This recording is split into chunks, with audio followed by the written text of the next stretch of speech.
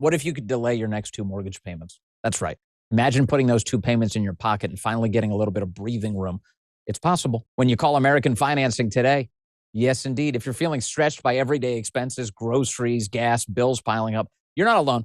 Most Americans are putting those expenses on a credit card, and there doesn't seem to be a way out. American Financing can show you how to use your home's equity to pay off that debt. You need to call American Financing today before you get to a point where you can't make those payments. Their salary-based mortgage consultants are helping homeowners just like you restructure their loans and consolidate debt, all without upfront fees. And their customers are saving an average of $800 a month. That's like $10,000 in a raise. It's fast, it's simple, and it really could save your budget this summer. Call now before it's too late. 888-879-6460. That's 888-879-6460. AmericanFinancing.net/Vince, NMLS number 182334, NMLSConsumerAccess.org.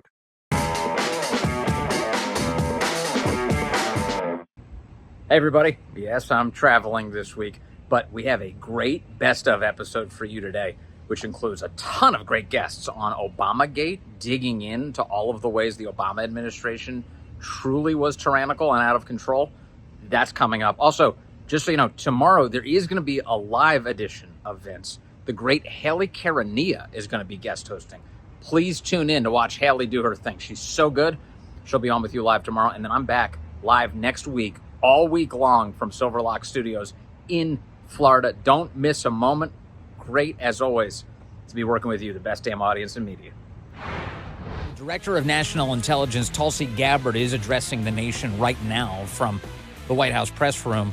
She just declared that a presidential daily brief that was supposed to be assembled on December the 9th of 2016 was aborted because it had concluded that, no, the Russians hadn't stolen the election at all. And guess which 2 presidents were about to be briefed on that subject before it was aborted? Here's Tulsi Gabbard a moment ago. On December 5th of 2016, the FBI and ODNI gave the House Intelligence Committee its first post-election classified briefing, in which there was no mention of Putin aspiring to elect Trump by either agency. The presidential daily brief, drafted on December 8th of 2016, stated that no Russian or criminal actors impacted vote counts. This document was pulled just hours before it was to be published due to quote-unquote new guidance.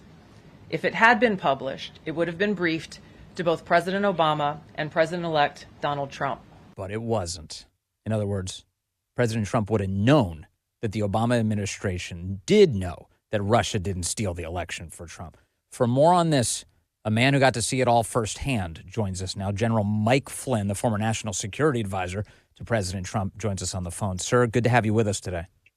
Thanks, Vince. Thanks for having me. I appreciate all the coverage that you have given this story. It's monumental, Vince, the state of play for where the United States, and I don't think any listener would ever believe that our country would be in a place like this, but this is where we are. And it's now it's so disheartening. And I've known it. I've known it for a long, long time. I was at the fulcrum of it. I actually, after Trump appointed me as the national security advisor, before these dates that you just mentioned, for your audience, I was reading. Once I was appointed, my clearances were already very high anyway because I led the DIA, Defense Intelligence Agency, and so I started reading the PDBs on a daily basis. Never once did I ever see any of this information. Not once. Not until we were briefed in January up at Trump Tower on the 6th of January. And one of the things that Tulsi, courageous Tulsi Gabbard has revealed, and this was revealed on Friday, was this now known 8 December meeting, which is a couple of days after this House Intel Committee briefing that they pulled this information from. So a couple of days later, from the 5th of December 2016, now in the 8th of December 2016, I think it was in the Oval Office, if I read the report correctly. This is really when Barack Obama, with Brennan and Comey and Clapper, Susan Rice was there, I believe, they basically then intentionally took what they knew to be a lie and they worked it into a conspiracy to then undermine a duly elected president of the United States. You know, if this was Mike Flynn, let me just finish it because this is so important, Vince. If this was Mike Flynn as the DNI of the United States of America, now, you know, saying all these things, you know, the Democrats and the left, they would lose their minds and they go, "Oh, Flynn's just, you know, he's being vindictive." This is Tulsi Gabbard, you know, and I think she's probably still a registered Democrat, you know, and I'm a big fan. I've known Tulsi since she first came into Congress years ago. And so I think that this is a masterful stroke by Trump and allowing this to be done the way it's being done. But I think that this is, it's just, I mean, you use the word disheartening. I'm not, you know, it's worse than that for me because it really destroyed my family and my life and frankly hurt the country because it did not allow the country to have, you know, and I'll speak for myself for a second, did not allow the country to have my skill set, which is significant, to be able to perform the duties as a national security advisor for the United States of America under President Donald J. Trump during his first term. Well, General Flynn, as I understand your career, you can tell us. I mean, you were the head of the DIA. You were very concerned about the problems you had detected in the intel community. Your plan was to come in and to help reform and fix that intel community, and they had it out to get you because of that. Is that right? Yeah, that's 100% right. You know, my career going back before all this, you know, I was down at U.S. Central Command, which ran the war in the Middle East and in Afghanistan, and I was down there, and then I rose up to the Pentagon, where I was working as basically the senior intelligence officer inside the Pentagon for the chairman of the Joint Chiefs, and then eventually I went over to the DIA. And when I went to the DIA, I actually did some extensive reforms over there, and those reforms that I created back in 2012, they still are in place because I worked on not only lines and boxes, but also the human resource components of it to be able to get people promoted fairly. It was kind of my thing, and also to make sure that intelligence was actually being created and not weaponized by the real experts, by the pros, as we are learning from Tulsi. The more she's saying, what she's saying is that the pros in the intelligence community, the analysts, really were saying this was a bunch of garbage. Yeah. So I was doing that at DIA, and I had been doing it pretty much the second half of my career, and that was kind of what I was known for, Vince. When all of a sudden I get designated as a national security advisor, now I'm gonna, now I'm over the top really of all this intelligence and national security apparatus with the ear of the president, and I could do far more reform. So, you're right. So now, with the benefit of hindsight, all of this declassification we're getting from Tulsi Gabbard, we know a bunch of really important things, including obviously that the Trump campaign, President Trump never colluded with the Russians on anything, that the Russians didn't actually have any sort of credible preference for President Trump to win the election. They weren't attempting to make that happen. There's no evidence to support that. That's crystal clear in all of the intelligence that's being released. In fact, what we found out today is that the Russians had derogatory information about Hillary that they didn't release. They could have if they wanted to use it against her, but they didn't. It was about her health and what bad shape she was in.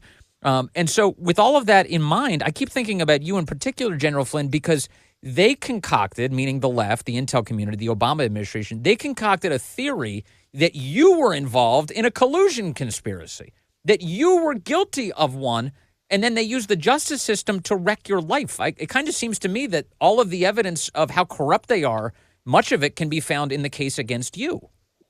Absolutely. I mean, 100%. And another important meeting that occurred, and it occurred in the Oval Office. Barack Obama led it. So now what we know that Tulsi has exposed, then there was another meeting on the 5th of January. During that meeting, Vince, and to your audience, during that meeting is the very famous, first we have to get Flynn, because remember, Obama told Trump, don't hire Flynn, and he did. So that in that 5 January meeting, which was the same group of people, Comey, Clapper, Brennan, Rice, Sally Yates was in there, that same group. During that meeting, they said, essentially, we must first get rid of Flynn, and then we can get rid of Trump. that we know that from evidence that we were able to pull out from my case, which was eventually dismissed, which most people don't realize. But Right. so yeah, I mean, that's why there was a, like, why Mike Flynn? Why did they go after Flynn so hard? Well, they went after Mike Flynn so hard because there was no way in the world that any of this would have come to light, because it's Yes. total BS, as we now know. And you're right about the Hillary Clinton part. I mean, I can direct you to page 17 of the latest files that Tulsi released. It's incredible the amount of information that that the Russians had on Hillary Clinton's health. I mean, and that's normal. They normally study those types of things. But this is now essentially a conspiracy to overthrow a duly elected president of the United States by a former president, by his predecessor, right? I mean, it is just an incredible, I mean, Yes. I'm almost at a loss for words, and which is a rare thing for me. So, seeing all of this, General Flynn, over the past few days, all of these revelations, you've always had a cool demeanor, even in the midst of all of the persecution you've endured. But have you found yourself enraged by anything you've read? Any of these discoveries? You look at it, you must be losing your mind over some of it. Yeah, I mean, I it's upsetting, but I'm a forward-looking guy, Vince, because I learned that, as a kid growing up, but also in my military experiences. Bad things are going to happen, and it's not that the bad thing happened. It's what do you do about it? And what I have tried to do about it over the years is I've tried to stay above it and just, continue to pray, but also continue to fight in my own way for the truth to be exposed. I mean, I worked my tail off to get, as one component of trying to get Trump reelected. Thank God that he saved humanity. But I think we have to be now forward looking. I don't want to sit there and go, pat myself in the back that I was right, or vindictive or hateful or strong. I can't live like that. None of us should. We have to be forward looking, and we have to be strong now, because something is going to have to be done. There is going to have to be accountability, and that's up to our justice system to figure that out. Okay, I want to ask you about that, but I just want to point out one last thing, which is like I marvel at the amount of self-control you have, because not only did they upend your life very meaningfully, they tried to destroy your son's life too. They threatened to hurt him if you didn't play by their rules. And I'm glad you're here still fighting it out on behalf of your country and your family. Let me ask you about accountability. Accountability clearly matters. I do sense in Tulsi Gabbard that she means it. She keeps saying she wants prosecutions. They're talking today about criminal referrals to the Justice Department. I sense in Kash Patel and Dan Bongino that they mean it. They've obsessed over this issue for years. There's no way that they're taking this lightly. Do you think Pam Bondi means it? Do you think that the Justice Department means it right now? Well, I think that Pam is going to have to respond to the American people, because Donald Trump, President Donald J. Trump, is clearly responding to the American people, and not just on this issue, but other issues. So I think that Pam doesn't have a choice. I think she's got good people around her that are good advisors within the Department of Justice. You just mentioned Kash and Dan, and she's got Harmeet over there, and I know Mac Warner's another one, Ed Martin's another one. These are people that that Trump brought on into that team. What people need to realize, though, is that there's still an awful lot of people over there that are made in the image of Comey, or made in the image of Mueller, or made in the image of, of Derek Holder or Loretta Lynch. I mean, there's still a lot of people in the Department of Justice here in Washington, D.C., because I'm here today, that are still in their likeness. And I know that they understand that. So Trump is going to have to be very smart, very shrewd, which he is, both. And he's going to have to work very closely with the intelligence community. And we now know, the American people now know, that we're being led, the U.S. intelligence community is being led by a tough, smart woman here. And that's a good thing.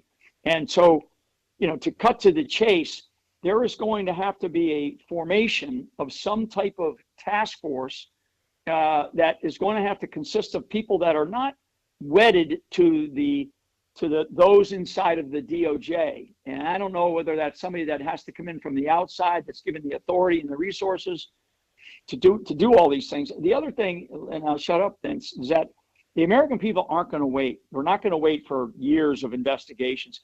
There Right. is so much evidence that we already know from IG reports, from FOIA requests that have been come out, my own case, from the Durham report, what Tulsi just gave us.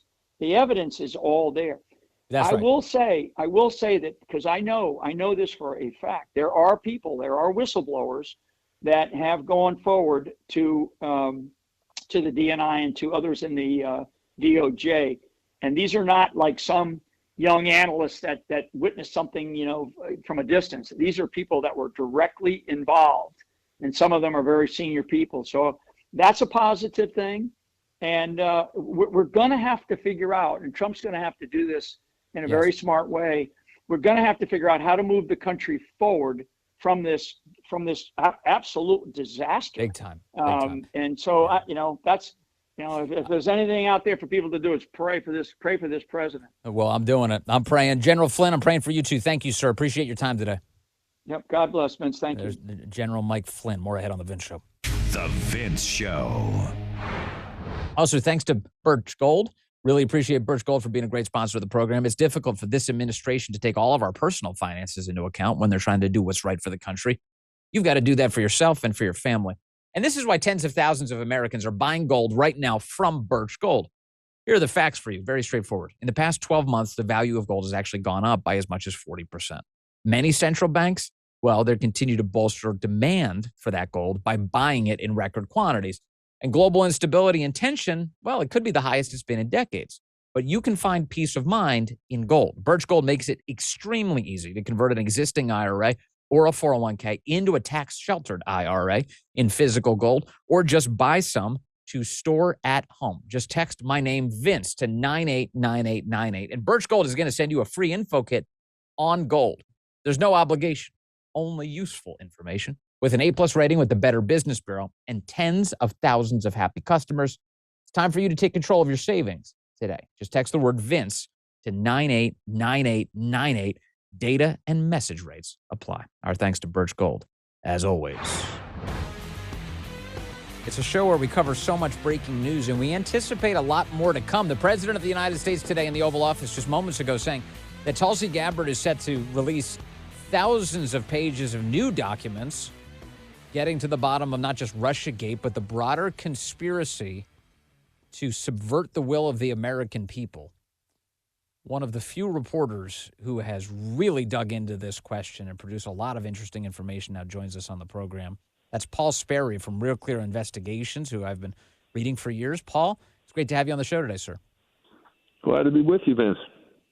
Okay, it was your coverage of not this past weekend, but the prior weekend. On Sunday, there was a big meeting at the Trump White House ahead of the release of all of this information. What happened at that meeting, Paul?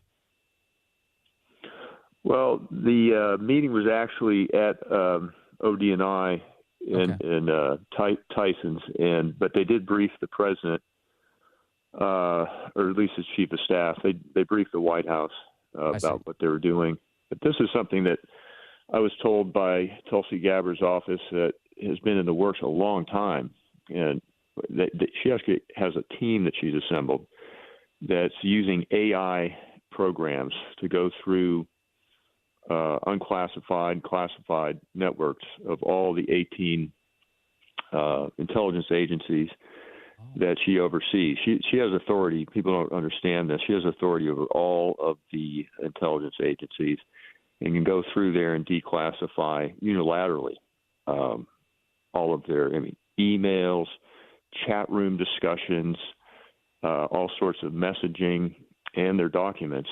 So this is a huge project, and she's got to set up an entire team to do this, and they're actually using artificial intelligence to help aggregate and collect all this stuff. Well, so that's a fascinating component of this. AI at its current form hasn't existed for very long. So that gives us some perspective on why this is different than when John Ratcliffe was the head of national intelligence, right? Yeah, that could be why we're seeing some results here. Finally, all this stuff has been bottled up, by for the past 8 years. Yes. Not just by the media, but of course, administrations And the dam is starting to break. Tables are finally starting to turn on the bad guys who conspired to do this, to kneecap Trump and frame him and try to cripple his presidency and his agenda. Yes. So the left is claiming that what Tulsi Gabbard has released is old news. There's nothing to see here. It doesn't implicate Obama or John Brennan in anything at all. How do you view it? Well, not at all. They're ignoring the key piece that's two things.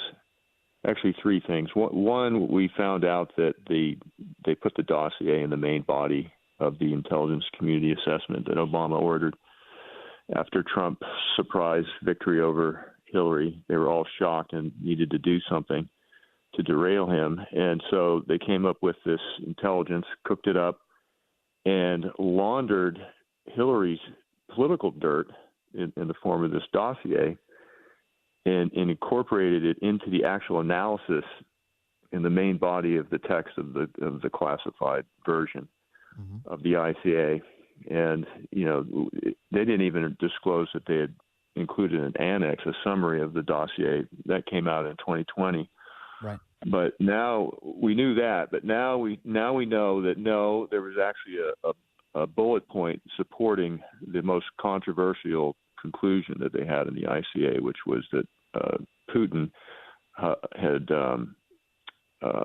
aspired to, intervened in the election directly, personally, to help Trump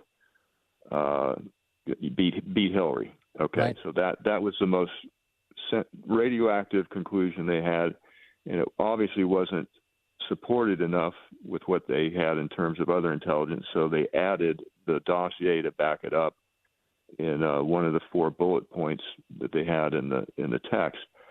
And they're all ignoring this. When they go on TV now, I noticed that Michael Isikoff was on last night, and he was debating Matt Taibbi, and he says, no, all they did was they put this in an annex, the dossier. BS. Either he didn't read the documents that are being declassified, or he's just being intellectually dishonest. He knows that now we know that it was actually as a supporting bullet point in the main text, and that's just hugely scandalous new information. The other thing we found out is that they changed the level of confidence they had, reversed it from low confidence in that conclusion to high confidence before and after the election, after Trump won, which is very convenient. And then the other thing is they've got whistleblowers now that worked on this project who are coming out of the woodwork, as DNI Gabbard said. And they had one that's showing up in the document dump that you put out, 114 pages, who was saying that he was pressured by his superiors to stay quiet because he had worked on the pre-election intelligence that said, no, we don't have any confidence that Putin did this. And he was pressured to change that conclusion. And then when he protested, he dissented, then they took him off the thing. And they kept telling him, listen, we have intelligence, but they wouldn't let him see it. And they said, just trust us. So here's another piece about confidence. You mentioned low and high confidence. How confident was the intelligence community that the Russians had actually hacked Hillary Clinton's email? They weren't confident, as it turns out, from these declassified documents at a high level at all. It started out they had a low confidence that that Putin ordered any hacking and leak operation, and then that suddenly changed to they had high confidence, strong confidence in that after the election. And what they said in the declassified documents that they didn't have the technical evidence to link Putin to the hack and leak, the alleged hack and leak.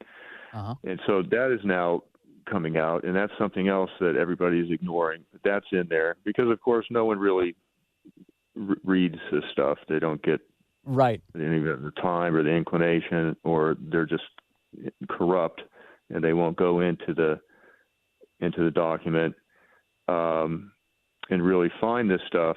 But that's something that the DNI should have highlighted. I mean, that's pretty explosive. Very. Because now the whole thing is being questioned. I mean, this ICA that Obama ordered, intelligence community assessment on Russia, is looking more and more like a fraudulent document that they juiced and possibly falsified. Frame Trump as that he's too compromised to government as president, and lay the foundation for endless investigations, which they did to cripple his agenda.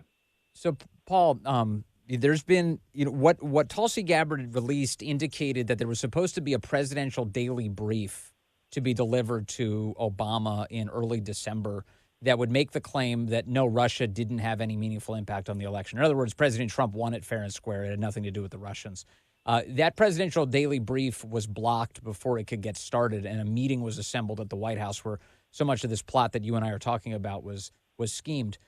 I saw Mike Flynn say in the media just in the last few days that he believes that the reason the presidential daily brief was stopped was because as the incoming national security advisor, he would have been able to see it, that the presidential daily brief was stopped from happening in order to prevent the Trump team from seeing that evidence. Do you have any reporting or inclination to believe that that's what happened here? So that PDB was December 8th, as I recall, and then Obama convened the meeting in the Situation Room on December 9th to start manufacturing this ICA, and they blocked it. So they removed it from circulation on the 8th, and then they held the meeting on the 9th. Now, that would have been during the transition. Yes. And yes, I think you have to share stuff like that with the transition team, the national security team, for sure. Yes. But they were running an op against Flynn. They were trying to sabotage him as national security advisor. That's the first person they really needed to go after, for sure, because he has supervision over an entire intelligence apparatus, law enforcement, counterintelligence. He could have gone in there and seen, what they were doing against Trump, and he was pretty aggressive. So, they actually had a meeting. I think it was on January 5th. And Obama was in that, Susan Rice, and she actually wrote a memo to file to kind of cut CYA what they did. And Biden was in there. They were talking about the Logan Act, going after Flynn with the Logan Act because he was talking to the ambassador of Russia. And then somebody in the White House leaked that transcript to David Ignatius at the Washington Post. We still don't know who actually leaked it. There's some prime suspects in the White House, but that's what they were doing. Okay. They were going after Flynn. Yes, they were. Let me finish on one point with you here, Paul Sperry, while we have you. Accountability. You've been telling us about the meetings that the Trump White House has been holding across the intelligence community to deal with all of this. How integrated is the Justice Department in all of these conversations? Well, Justice Department officials, now this was at the senior staff level, like the principals, cabinet principals weren't at that meeting on that Sunday. It was a pretty urgent meeting. But Bondi wasn't, AG Bondi was. Tulsi Gabbard wasn't actually there, as I understand from her deputy. But they had their senior staff organize this first rollout. This is the first wave. They've got a lot more coming, as I understand.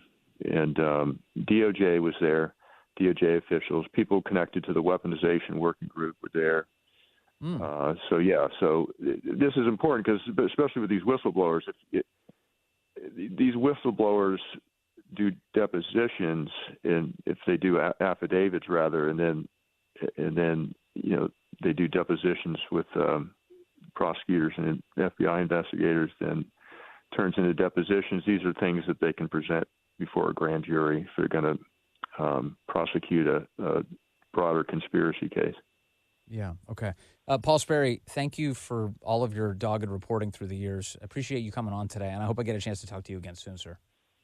Absolutely. My pleasure. Really nice to chat with you. There he is, Paul Sperry of Real Clear Investigations, with, honestly, I think one of the best overviews we've heard yet of everything that's transpiring here. More ahead on The Vince Show. The Vince Show. Hey, do you think about aging? Do you think about it at all? The effect it has on you and your body? I've noticed as I get older, my energy goes down. And I kind of feel all the aches and the pains, as you get a little bit older, they really start to become more and more apparent. And what you want to do, and what I've been trying to do, is figure out ways to get my energy back. And I'm excited to share with you C15 from Fatty 15. It's great. It's the first essential fatty acid to be discovered in more than 90 years. Fatty 15 co-founder Dr. Stephanie Van Watson discovered the benefits of C15 while working with the U.S. Navy. And based on studies, we do know that when our cells don't have enough C15, they can actually age faster. Fatty 15 can help repair and protect age-related damage to cells and help activate pathways in the body that repair mechanisms that support your overall wellness. Fatty 15 is science-backed. Look it up, seriously. It's award-winning, it's vegan, it's 100% pure C15 supplement, and refills are shipped right to your door.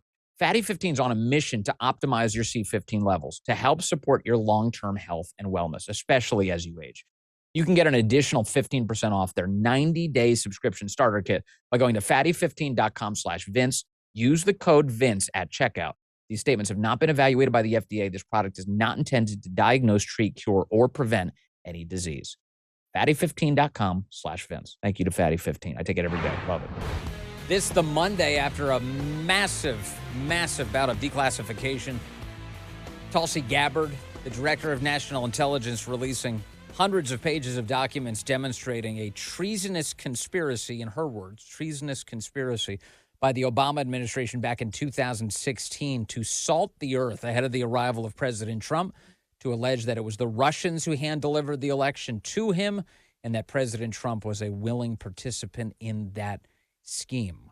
For more on what all of this tells us, I want to bring in Mike Benz now. He's the executive director of the Foundation for Freedom Online. Mike, good to have you with us, sir.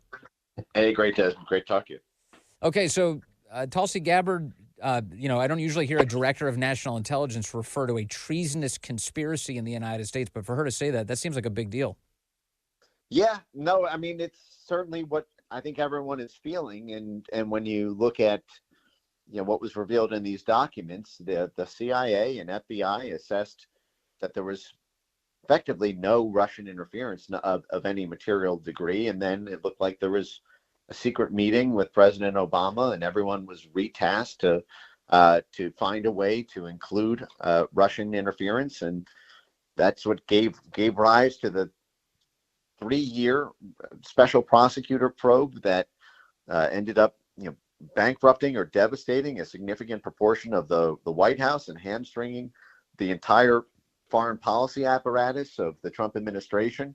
I think that while treason is a big word, I would like to see it articulated as a way consistent with the crimes that with whatever charges are going to be brought by the Justice Department. Yeah, no, that seems clear. As if you've committed a crime, you should be prosecuted for it. The fact that it's over 10 years old is why everybody's talking about a conspiracy, because that opens up the statute of limitations to look at the whole sweep of events that have happened over the last decade, Mike. That's exactly right.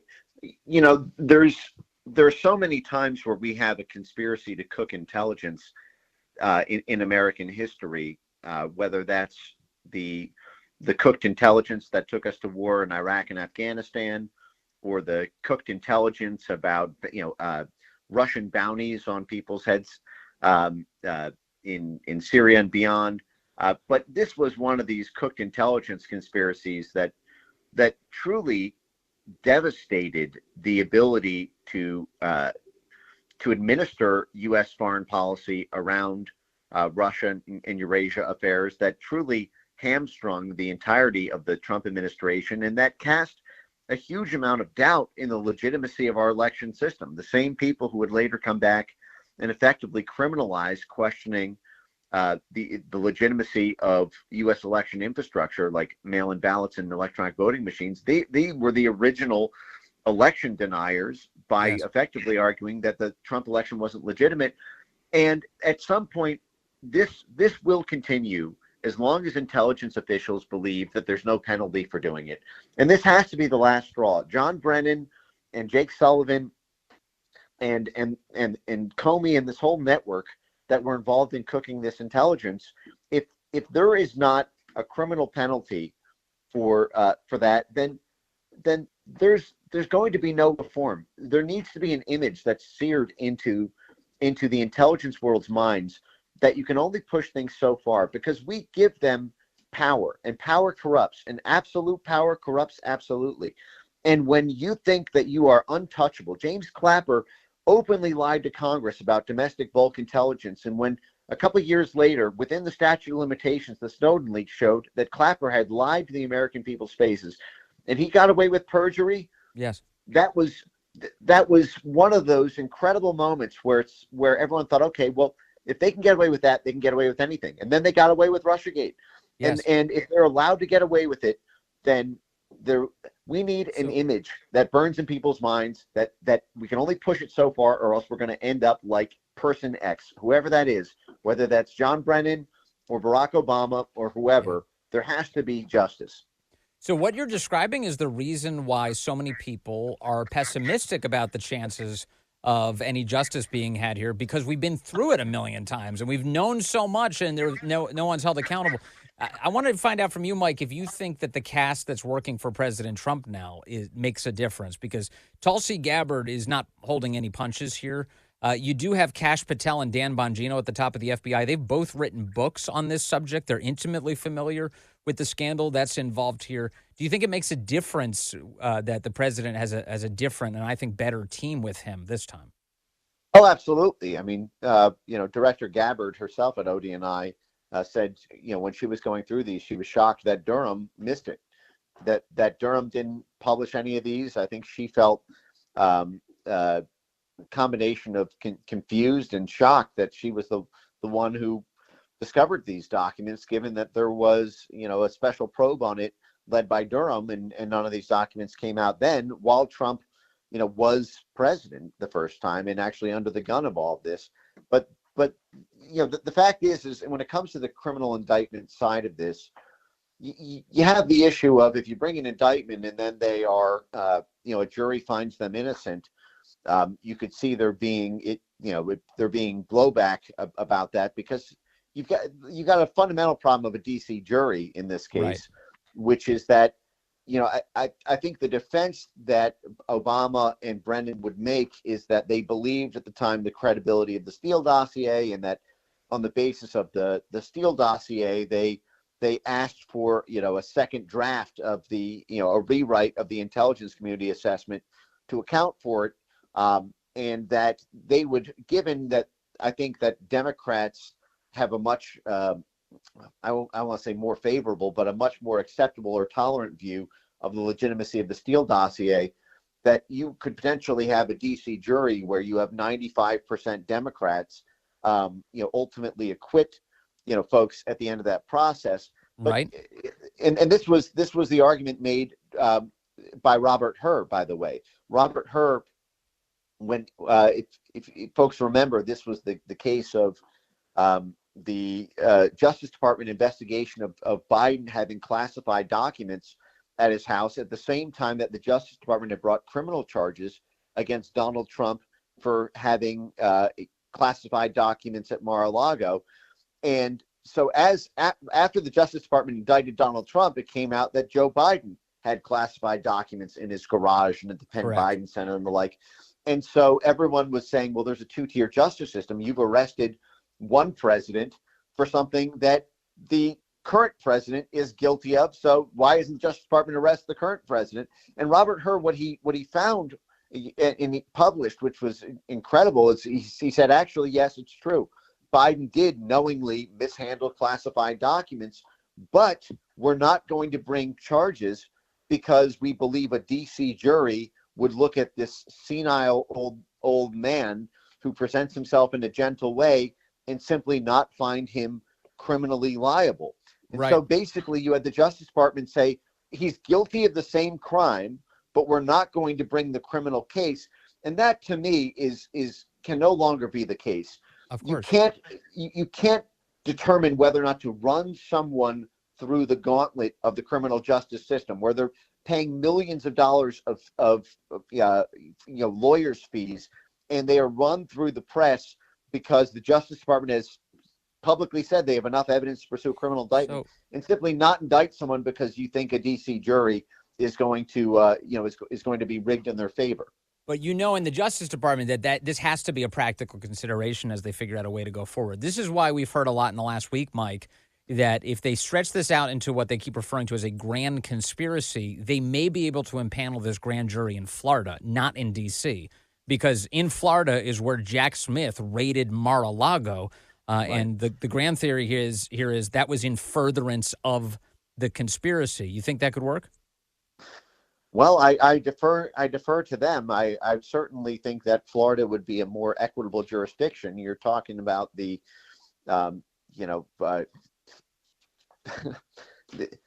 for all of the jury shopping that's been done by this same network, in all of the malfeasance that they've effectuated, yes, from the January 6th prosecutions to the Russiagate terror. I think that if they were to get a taste of their own medicine that way, yes, in terms of having, having a bit of venue shopping in that way, as long as it's legally practicable, I think that would be something that it would be karmic justice to pursue. And it would give us a shot here at justice. Okay, Mike Benz, I know you're busy. Thank you, sir. Appreciate you as always. Thanks. Also, I should tell you about Blackout Coffee, which fills my cup and energizes me each and every day. Blackout Coffee is awesome. Look, John, the owner at Blackout Coffee, I got to meet him, speaking of Dan Mangino, when we did the big handoff down in Florida. Oh, and I'm heading back to Florida. I've got news to share with you on that. I'll get to that. We'll get to that. But I met John while I was down there. And ever since then, I've been in touch. He's a great guy, and he's actually built Blackout Coffee from the ground up. He refuses to compromise on quality or values. This Blackout Coffee is America First coffee. It's roasted fresh right here in the United States. There's no woke nonsense, just bold, strong coffee for people who actually get stuff done. And you see, Blackout Coffee has been the official coffee of all of us here at Silverlock. This is a brand that not only stands for the right values, but energizes the people who like to talk about them. And they make a great cup of coffee. I drink my coffee black, so Blackout Coffee is for me because it's delicious. Here's the deal. John is hooking you up as well. Head over to blackoutcoffee.com/Vince. Use the code Vince. That's VINCE. And you're going to get 20% off your first order. Whether you like whole bean ground or even instant coffee that doesn't suck, Blackout Coffee has you covered. Yes, they do. They really do. blackoutcoffee.com/Vince. Use the code Vince and get 20% off your first order. That's blackoutcoffee.com/Vince. Thank you to Blackout for supporting the program. Appreciate you guys, as always.